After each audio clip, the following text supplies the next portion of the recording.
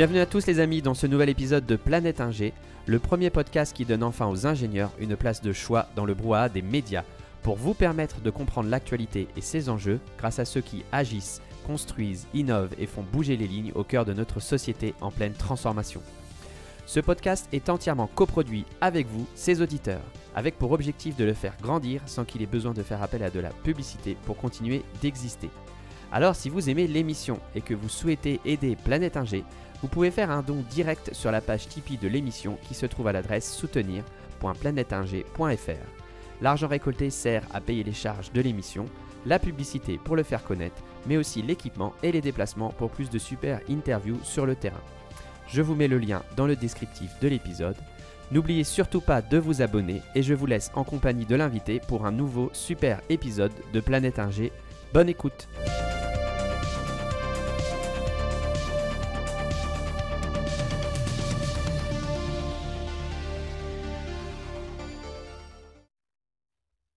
Bienvenue à tous dans ce nouvel épisode de Planète Ingé. Aujourd'hui, j'ai le plaisir de recevoir Cyrus Farangui. J'espère que je n'ai pas écorché ton nom ni ton prénom, Cyrus. Bienvenue à toi. Bonjour Mathieu, merci beaucoup pour cette invitation. Aujourd'hui, Cyrus, on a décidé de parler de limites planétaires. C'est un sujet qui est pas, qui est souvent abordé de façon très high level parce qu'il a l'air assez complexe. Mais par contre, c'est des termes qui sont employés assez souvent. Bon, l'idée, c'est d'essayer de comprendre un petit peu où ça nous amène tout ça et puis de voir aussi un petit peu par le biais des entreprises comment ce facteur de limite planétaire est pris en compte dans les stratégies économiques. Voilà, ça a un grand programme. Passage obligé pour tous les invités et pour que les gens puissent te situer. Est-ce que tu peux te présenter? Tout à fait, merci encore Mathieu. Je suis Cyrus Farangui, je suis consultant depuis plus d'une quinzaine d'années. Je suis passé par des Big Four, notamment chez Ernst Young, où j'ai pratiqué dans le domaine du développement durable, dit aussi RSE. Je suis également passé par le cabinet CMI Stratégie, plus en tant que consultant généraliste. Et depuis 2016, je suis indépendant et je travaille avec une variété de partenaires et de clients. J'ai réalisé 150, 200 missions et études diverses pour des secteurs d'activité de toutes sortes, ce qui permet de voir du pays sans forcément être expert sur tout. Je pratique principalement l'évaluation de projets de transition écologique ou sociale. Donc des évaluations concrètement, c'est quoi les coûts et les bénéfices de tel ou tel projet de transition ou d'adaptation au changement climatique, qui est un sujet croissant. En dehors de mon activité de consultant, je suis enseignant à l'EM Lyon, où j'enseigne la prospective stratégique d'entreprise, donc l'exploration de futurs possibles, de manière à interroger la stratégie actuelle des entreprises. Donc ouvrir les chakras sur des futurs divers et variés, pour se dire comment je m'adapte à tel ou tel futur, comment je continue d'exister, etc., quel que soit mon secteur d'activité. Je suis également, on va dire, blogueur. J'ai un compte LinkedIn, un peu suivi par plus de 26 000 abonnés. Je me suis rendu compte que j'étais aussi récemment, en toute modestie, mais c'est aussi un peu un scandale, peut-être le compte le plus suivi qui dise des choses non négatives sur les énergies renouvelables, alors qu'il y a des experts bien plus qualifiés que moi pour parler des énergies renouvelables. Donc, je me retrouve un peu dans cette drôle de position.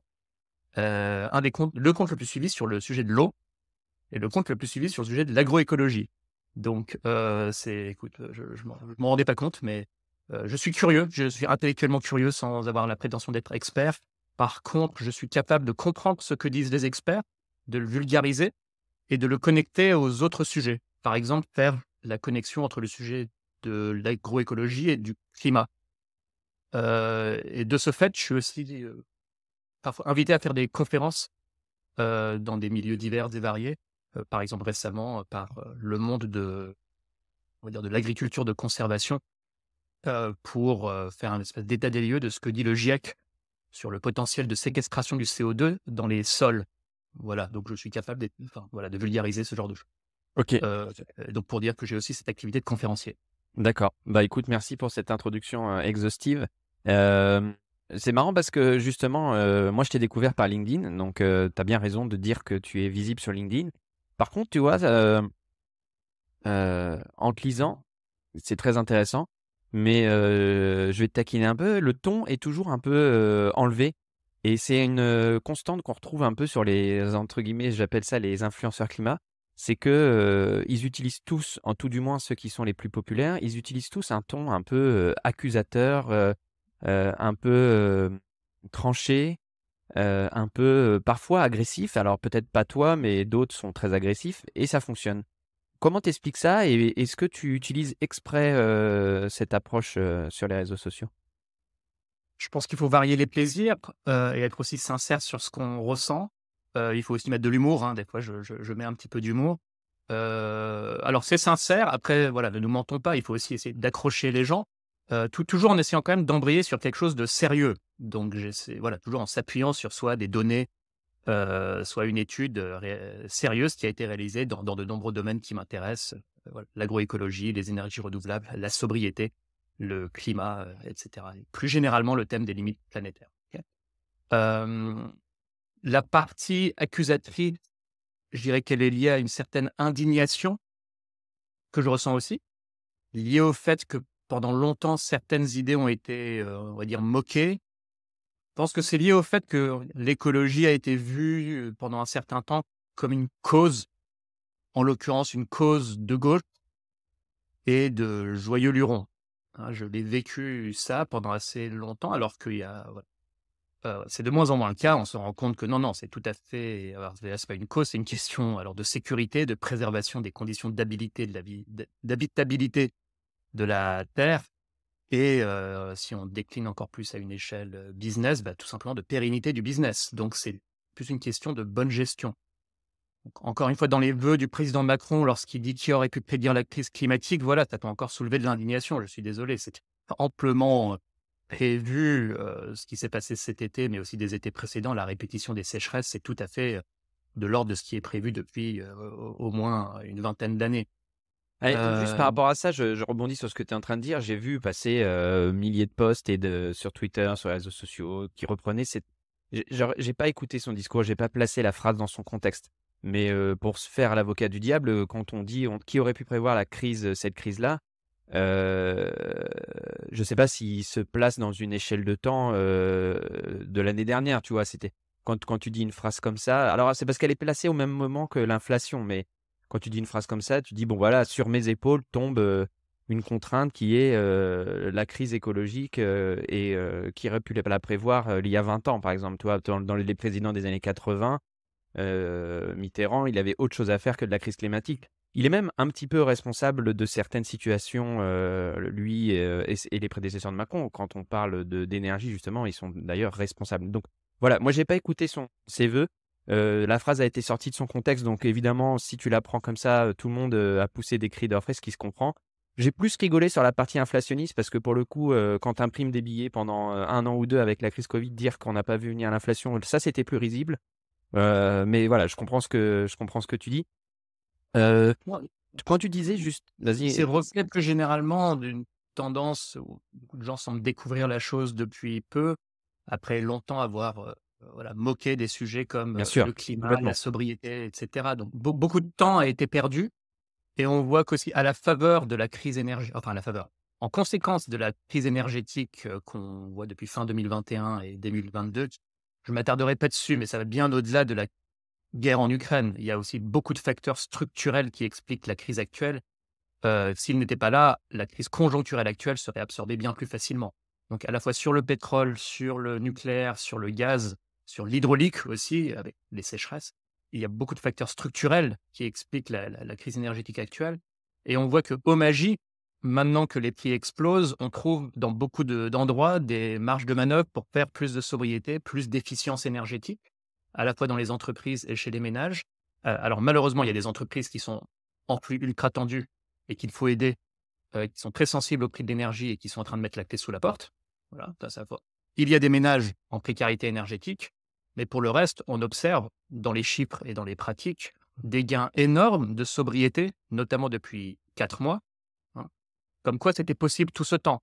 Alors ce qu'on peut regretter, c'est qu'on n'ait pas été plus proactif pour, par exemple, taxer davantage l'énergie pour inciter à ce genre de comportement plus sobre et réinvestir les produits de la taxe dans la transition énergétique.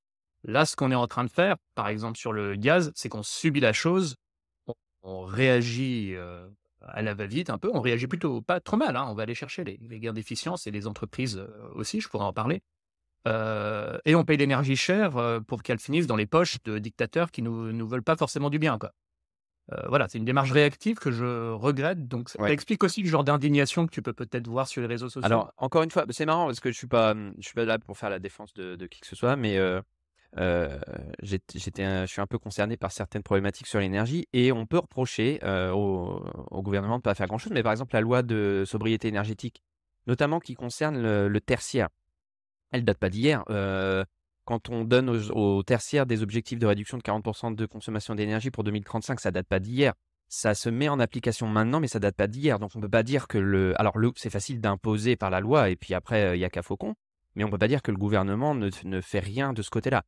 Et en plus, ce On qui est peut pas rigolo, dire c'est que non. les gains de sobriété dont tu parles, sont, principalement faits par les industriels aujourd'hui. Donc, parfois on tire à boulet rouges sur les industriels, mais finalement ce sont eux qui, avec la culture de la sobriété et de l'efficacité et de la rentabilité, font des efforts, maintenant et les gains de sobriété qu'on voit viennent principalement des industriels, pas du tertiaire, alors que le tertiaire, est un gros consommateur et puis après évidemment il y a, Hem, nous en tant qu'individus, et citoyens, comment on atteint ces objectifs? Mais tu vois, on dit souvent le gouvernement ne fait rien.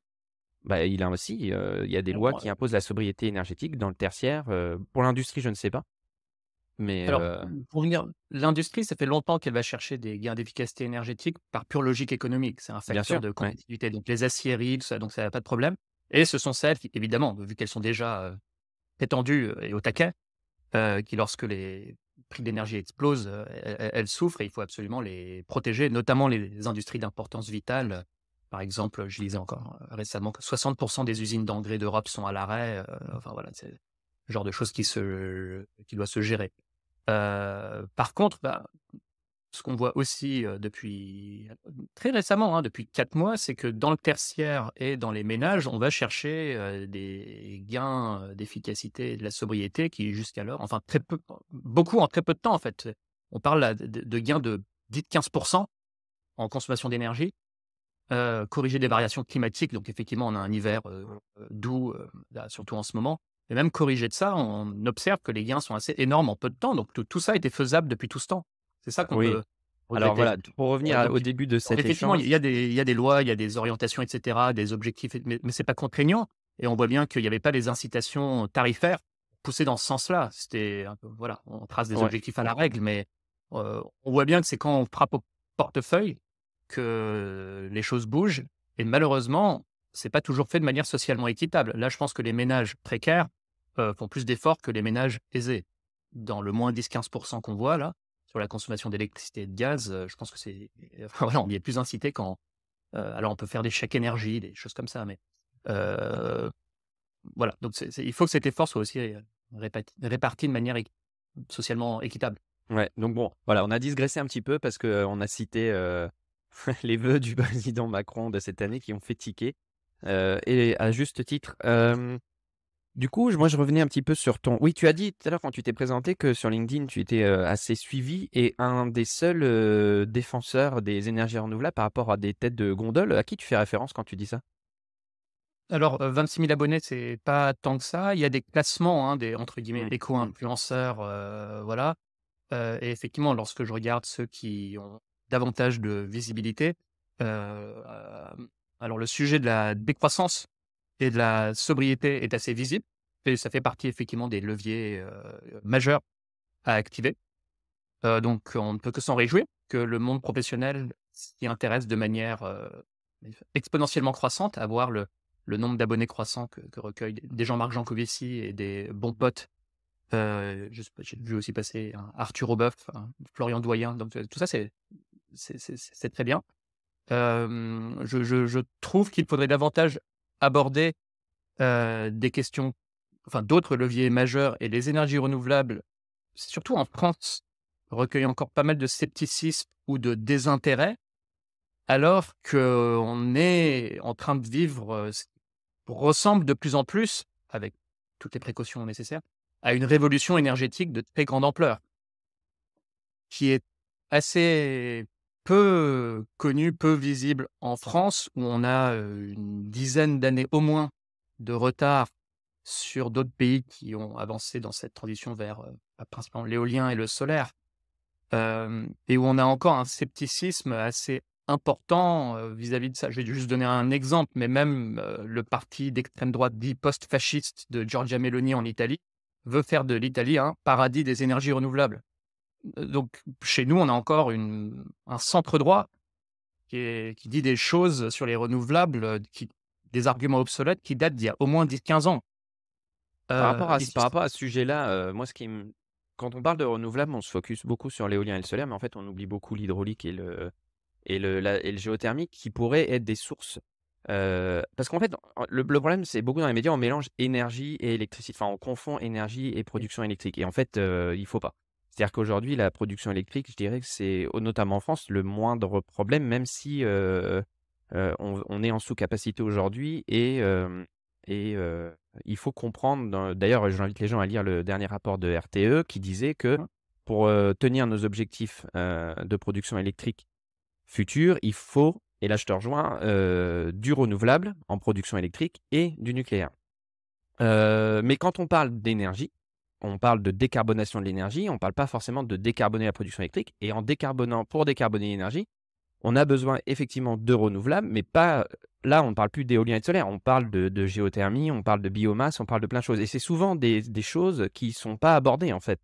Comme tu disais, les journalistes, quand on dit on a un problème de consommation énergétique et pouf, on part tout de suite sur le solaire et l'éolien. Mais le solaire et l'éolien, c'est je dirais, c'est des sources de production électrique et ce sont des faux, heu, pas des faux problèmes, mais je dirais c'est pas pour moi les sujets les plus, majeurs. Si, si, pardon, hein, mais à nouveau, là, vraiment dans l'état de l'art de la recherche scientifique sur le sujet, et on peut aller voir, par exemple, c'est assez bien synthétisé par l'Agence internationale de l'énergie dans sa feuille de route net zéro. Donc dans les grandes lignes, et le rapport RTE ne dit rien de différent, il faut que l'électricité devienne la nouvelle colonne vertébrale du système énergétique. Donc aujourd'hui, l'électricité, c'est de l'ordre de, on va dire, 20 de l'énergie finale que l'on consomme. Dans le système futur, à horizon 30 ans, ça monterait à 50. OK? Le reste, ce sera de la chaleur qui devra également être renouvelable, mais là, je n'ai pas le temps de rentrer dans le détail, mais donc déjà, l'électricité doit devenir la nouvelle colonne vertébrale, et le gros du job pour décarboner cette électricité et pour augmenter la production, ça va être fait par l'éolien et le solaire, qui d'ici 2050 constitueraient de l'ordre de 70 de l'électricité qu'on consomme. L'hydraulique, les capacités restantes à développer sont assez faibles. En Europe, on est déjà au taquet sur l'exploitation de tous les fleuves, et en plus, les sécheresses vont décroître la production. Rien que cette année, avec les sécheresses qu'on a eues en Europe, la production d'hydroélectricité a baissé de 15 donc on peut imaginer ce qu'il en sera avec les sécheresses de 2050. Le nucléaire, la production stagne depuis, une trentaine d'années mondialement.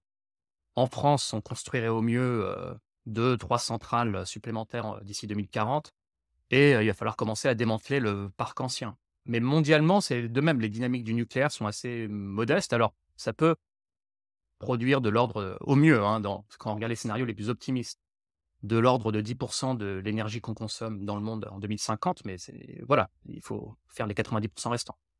Donc non, ce qu'il faut vraiment retenir, c'est la nouvelle colonne vertébrale du système énergétique, c'est l'électricité, et le gros du job, pour produire cette électricité, ça va être éolien et solaire, ce qui pose tout un tas de questions de gestion de l'intermittence, de la flexibilité, et cetera. Mais là, on va peut-être pas rentrer là-dedans. OK. Mais à nouveau, en France, on est en gros décalage par rapport à ce que je viens de dire, hein. C'est-à-dire vraiment, faut voir ailleurs dans le monde sur quoi est centré le débat, à la fois la recherche scientifique et le développement industriel de l'énergie.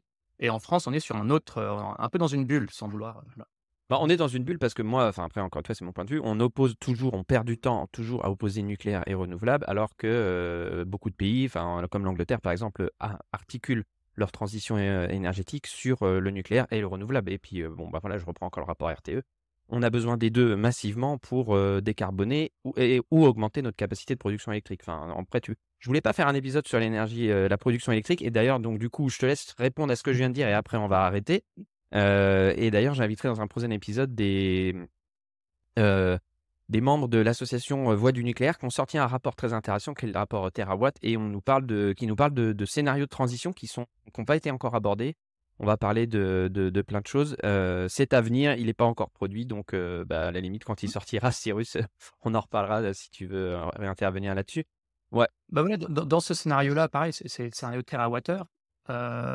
Même l'association des voix du nucléaire, maintenant, dit que dans les 20 prochaines années, vu les perspectives de développement de nouvelles capacités nucléaires, les ENRI, donc intermittents, éoliens et solaires, doivent constituer une énergie de transition, bien sûr.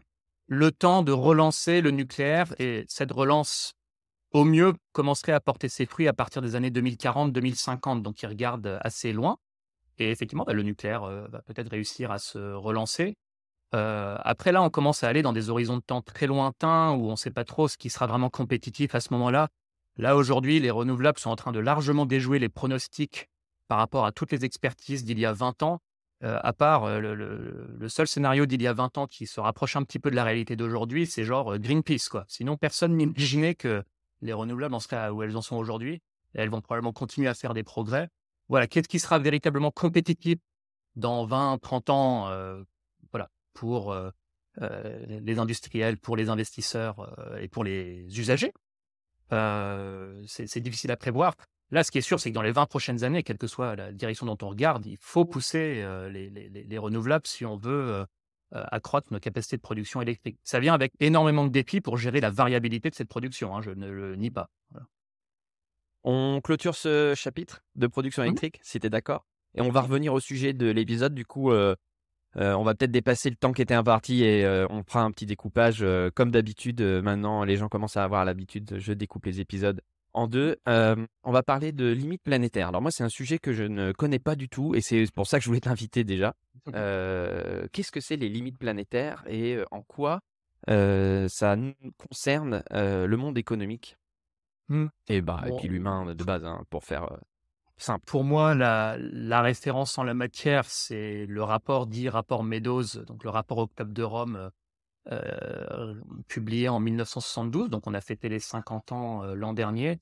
Voilà, trace, beaucoup de lignes, directrices et qui a beaucoup inspiré la pensée environnementale depuis 50 ans et qui est régulièrement mis à jour pour tenir compte des données les plus récentes. Voilà, moi j'ai récemment lu la mise à jour de 2002, il y en a une autre de 2012.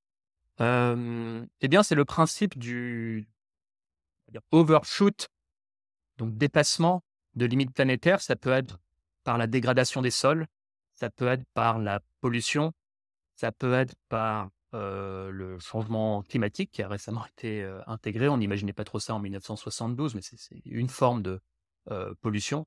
Ça peut être par la surexploitation de l'eau, de poissons ou d'autres ressources, renouvelables. Ça peut être par le manque de ressources, non renouvelables comme, le pétrole, le gaz, le charbon. Donc déjà rien qu'avec l'eau, l'énergie, la biodiversité, le climat, ça fait quand même un sacré paquet de limites dont les chiffres montent. On est en train de les dépasser chaque année un peu plus. Quand bien même on a l'impression parfois d'avoir stabilisé une limite planétaire, on va prendre l'exemple de la pêche de poissons sauvages, hein. Donc les prises de poissons sauvages mondialement, on va dire, sont stables depuis 30 ans. Ça ne veut pas dire que dans certaines régions, on ne continue pas de surpêcher les poissons sauvages. Alors déjà, elles se stabilisent à un niveau qui reste trop élevé, hein, donc, au-delà du seuil, qui permettrait de renouveler les stocks de poissons. Qui plus est, la consommation de poissons continue d'exploser dans le monde par, l'aquaculture depuis 30 ans. Donc il y a 30 ans, on mangeait quasiment pas de poissons d'élevage. Maintenant, la moitié du poisson mangé dans le monde, c'est des poissons d'élevage. Sauf qu'avec ça, on explose de nouvelles limites planétaires. Par exemple, Mmh. il me semble qu'en 30 ans, on a détruit, je sais plus, c'est un tiers ou 2 tiers des mangroves en Asie. Donc des espèces de forêts côtières qui rendent énormément de services, écosystémiques. Par exemple, contrôler la montée des eaux et les crues. Donc, voilà, les pays d'Asie, situés proches des côtes, se retrouvent à avoir détruit ces mangroves qui leur rendaient bon. Donc voilà, un principe important, c'est quand bien même on limite, le dépassement d'une limite planétaire ou qu'on a l'illusion de l'avoir géré. La croissance, surtout lorsqu'elle est exponentielle, très vite après, elle nous fait percuter d'autres limites planétaires. Donc peut-être qu'on a géré le problème des poissons sauvages, et encore, c'est pas tout à fait vrai. Et rapidement après, on percute celui des poissons d'élevage. Un autre exemple serait qu'on voilà, alors, le problème du trou dans la couche d'ozone, il est sous contrôle maintenant. Parce que voilà, les scientifiques s'en sont rendus compte suffisamment vite. Les solutions ont été identifiées assez vite. Elles ont pu être déployées industriellement assez vite, sans trop embêter les usagers. En fait, c'était indolore et invisible pour nous. Donc depuis les années 90, on va dire, c'est sous contrôle et la couche d'ozone devrait se reconstituer assez vite. Sauf que maintenant, bah, on a évidemment un autre problème atmosphérique qui s'est largement aggravé depuis, le changement climatique, qui lui, c'est pas juste comme pour le trou de la couche d'ozone, les, des frigos et des climatiseurs à remplacer, c'est dans nos moindres faits et gestes, et on voit bien à quel point c'est difficile de décarboner voilà, même les postes d'émission les plus facilement décarbonables, comme l'électricité. Donc c'est ça le principe un peu des limites planétaires. C'est pas tout noir. Le rapport Meadows est loin d'être tout noir aussi. Il donne des solutions, de nombreuses pistes, dont l'innovation, dont le planning familial et l'émancipation des femmes et des hommes, dont on a la preuve que ça contribue à la transition démographique et à un jour faire plafonner la population mondiale puis la diminuer, ce qui est d'ailleurs envisageable dans ce siècle. De plus en plus, on recule la date qu'on estime pour on va dire, le pic démographique, donc le jour où la population plafonne et commence à baisser. À un moment aussi, il va falloir juste faire plafonner et décroître de consommation d'énergie et de matière. Ça peut pas, on peut raisonnablement estimer qu'on ne peut pas juste l'augmenter à l'infini. Pour donner un dernier exemple, on peut raisonnablement affirmer qu'on ne peut pas artificialiser les sols à l'infini. Je ne sais pas si je vois des chiffres différents, qu'on artificialiserait l'équivalent d'un département français tous les 8 ans ou tous les 20 ans. Qu'importe, à un moment, il faut bien arrêter de bétonner. On peut imaginer qu'on ne peut pas bétonner la France entière si on veut survivre. Donc voilà, à un moment, il faut que ça s'arrête, qu'on place une limite, voire qu'on régénère. Alors ça, c'est très important. Nous sommes très clairement sur quasiment toutes les limites, enfin sur toutes les limites planétaires imaginables, changement climatique, biodiversité, sol, eau, énergie. On est en phase de déplétion. Donc voilà, de déplétion et de dégradation des écosystèmes. L'inverse serait d'être en régénération. Donc régénération de l'atmosphère, régénération des sols, régénération des ressources en eau, régénération des ressources en énergie en allant vers des sources d'énergie plus renouvelables.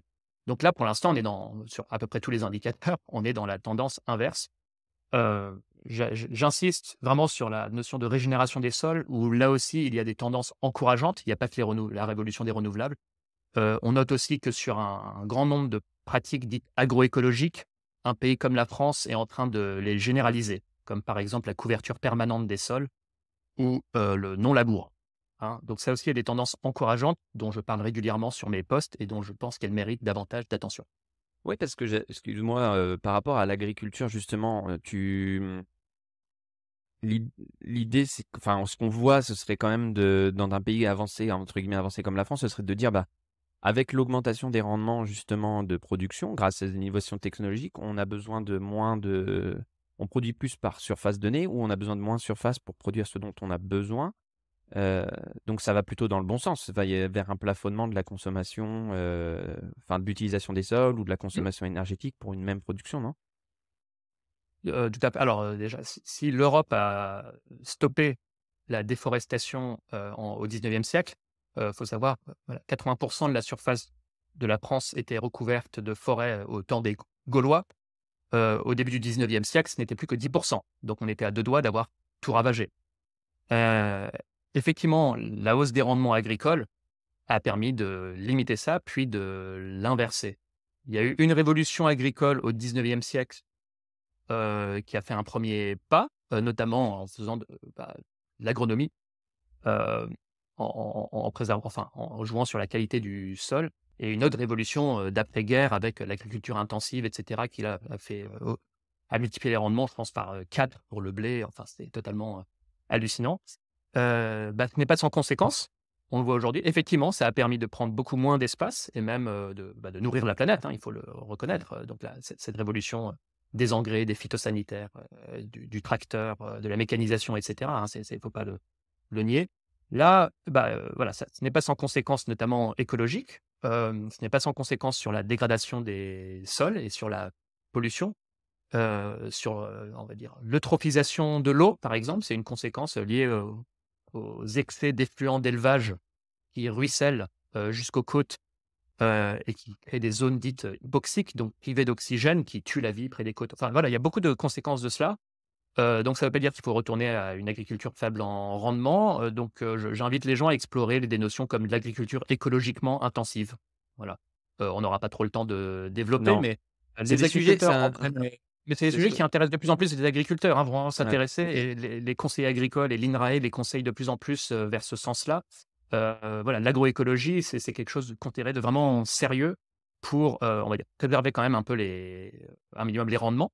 Hein, peut-être pas les rendements de type, 8 tonnes ou 10 tonnes à l'hectare, de blé, mais peut-être en perdre un peu, voire les préserver, mais en rendant la pratique plus durable. Parce qu'on ne peut pas éternellement dégrader les sols, dégrader les écosystèmes, épuiser les ressources en eau, et rester dépendant de produits dérivés du pétrole pour maintenir ses rendements. On imagine bien que ça a une limite aussi cela, hein.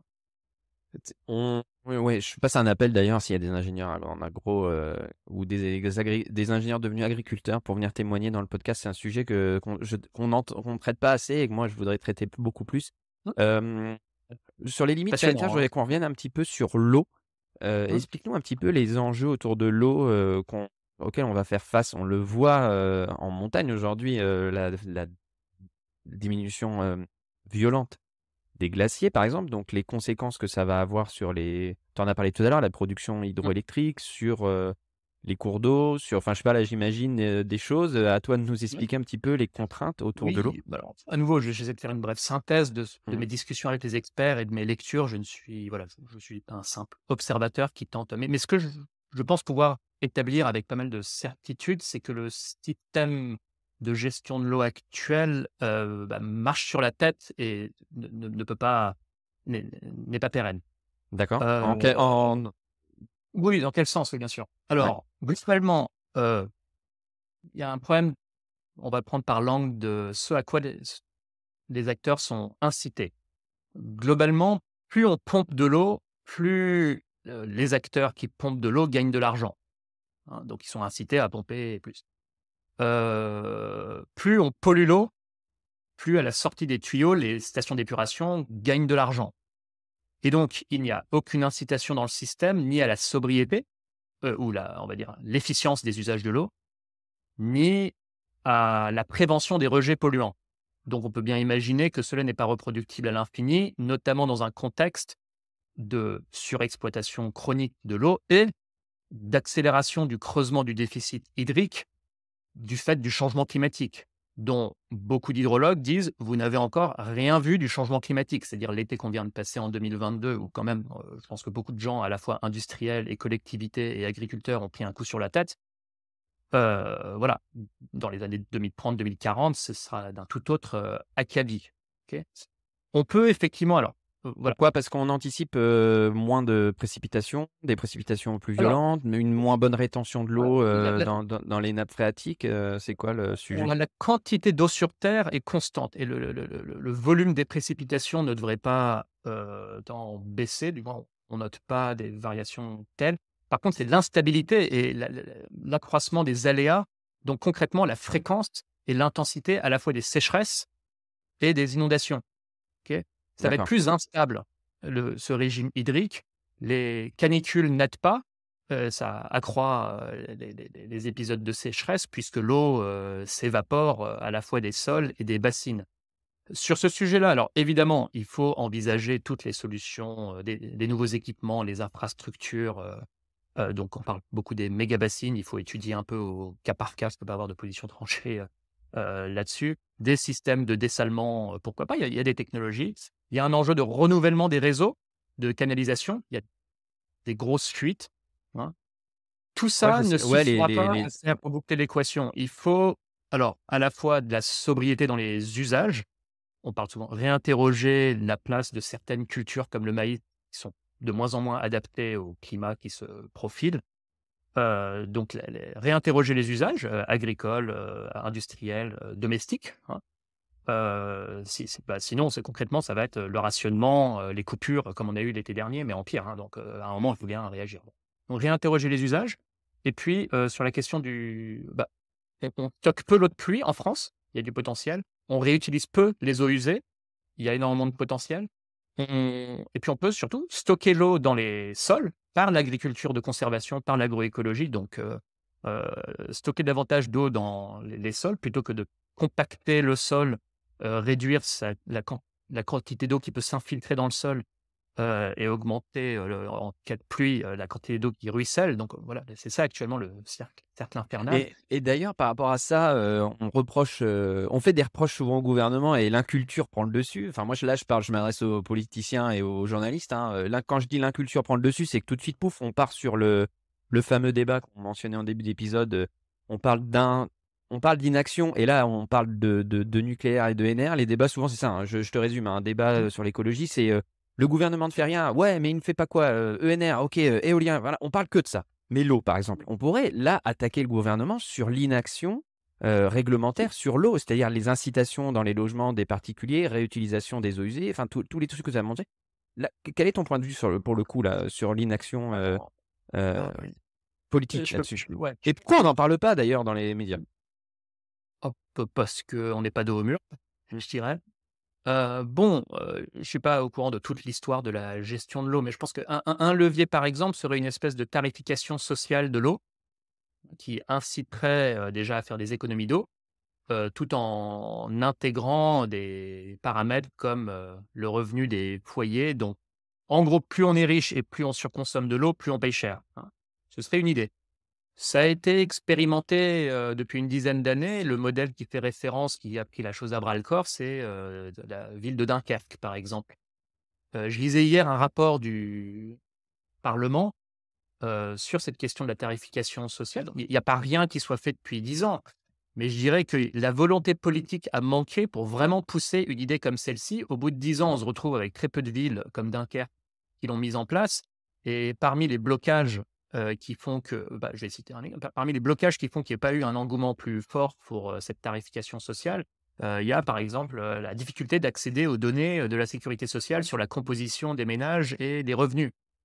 Donc voilà, tout ça est un peu lent et ce rapport parlementaire affirme, voilà, il faut vraiment une volonté Mais politique pour en quoi fédérer faire ce genre de payer choses. les plus riches plus cher? Ils vont le payer de toute façon, donc en quoi ça va nous faire économiser l'eau?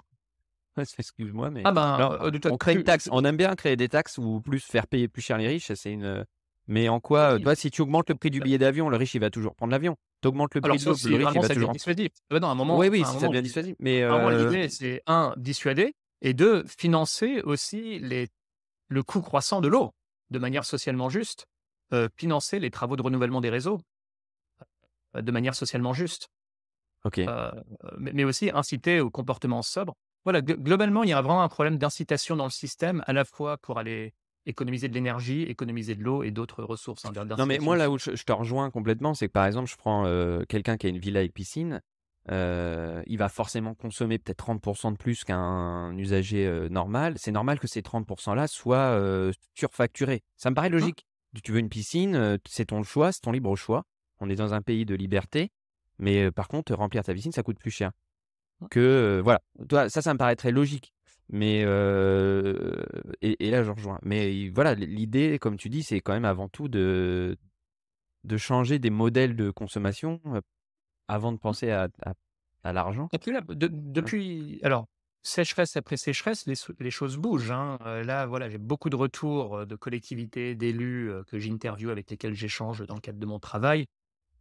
Qui disent alors on a vu les guerres de l'eau, en Charente autour des méga-bassines, donc des épisodes de violence. Bon, le but c'est d'éviter à tout prix, que ça, ne s'amplifie, voire que ça ne se reproduise. L'idée c'est de comment dire? D'organiser des concertations locales entre les acteurs, que chacun comprenne l'autre, que les agriculteurs, les associations environnementales, les industriels se parlent, et trouver des solutions, communes pour une gestion, durable de l'eau. Les gens sont loin d'être idiots. La démocratie locale est un bien, local et national, est un bien précieux qui permet de dialoguer. Les gens n'ont pas envie de détruire, leur sol, leur nappe phréatique et cetera. Donc moi, je suis plutôt confiant quand voilà, maintenant qu'on est dos au mur, qu'on Ouais. a tardé à prendre des actions, que les gens, trouvent collectivement des solutions. Ce que je te propose, c'est on on va clôturer une première partie. On est déjà à Mmh, 40 minutes. Juste, tu as 1 minute mmh, pour nous donner des motifs d'espoir, sur les limites planétaires? Pour ouais, finir sur une note, cette première partie sur une note, enjouée. oui, à la fois les chiffres de décollage des énergies renouvelables, alors éolien et solaire, la chute des coûts, notamment solaires et le nombre croissant de stimulations et d'études scientifiques sur le mix énergétique futur donne espoir. Alors peut-être pas de complètement nous tirer d'affaire et de tenir les 2 degrés et cetera, mais au moins de limiter la casse. Donc je pense qu'on peut, nous, entre guillemets «décroissants», tenir un discours complémentaire à celui de la sobriété. Que pendant longtemps, j'ai ah bah, regardez, au vu des solutions qu'on a, bon, bah, vraiment, il va falloir faire moins de ceci, moins de cela, renoncer à ceci, bon, voilà, viande, avion, SUV, que sais-je. Et il faut continuer à vraiment, encourager à cela, sans aller accuser les individus à leur échelle. C'est des actions collectives, démocratiques. Je je pense aussi, à en croire les sondages, à en croire aussi, le bruit de fond dans les entreprises, Heu, dans l'État, on commence à prendre conscience que voilà, limiter les consommations, énergétiques et matérielles, ça fait partie de la solution. Donc ça, c'est déjà une note d'espoir. En complément de ça, il faut vraiment montrer aux gens le potentiel des énergies alternatives qui est croissant et qui permet, de tenir aussi ce discours-là. Une autre note d'espoir, c'est le développement de l'agroécologie. J'en parle régulièrement, il y a des chiffres qui sont encourageants sur, l'adoption de techniques comme la couverture des sols, non labour. Voilà, moi je dirais, sobriété, énergie renouvelable, agroécologie, c'est 3 piliers, à la fois sur le problème climatique, mais aussi sur celui de la préservation plus générale des écosystèmes, qui sont absolument critiques à pousser sur les 20-30 prochaines années, et en fait, dès maintenant. Très bien, je te propose de clôturer cette première partie. Voilà, c'est la fin de la première partie de cette interview passionnante et j'espère que vous vous êtes régalés. Rendez-vous mercredi pour la diffusion de la deuxième partie. En attendant, n'oubliez pas de vous abonner à la newsletter sur newsletter.planeteinger.fr, le lien dans le descriptif, pour ne rien rater de l'aventure du podcast. À bientôt!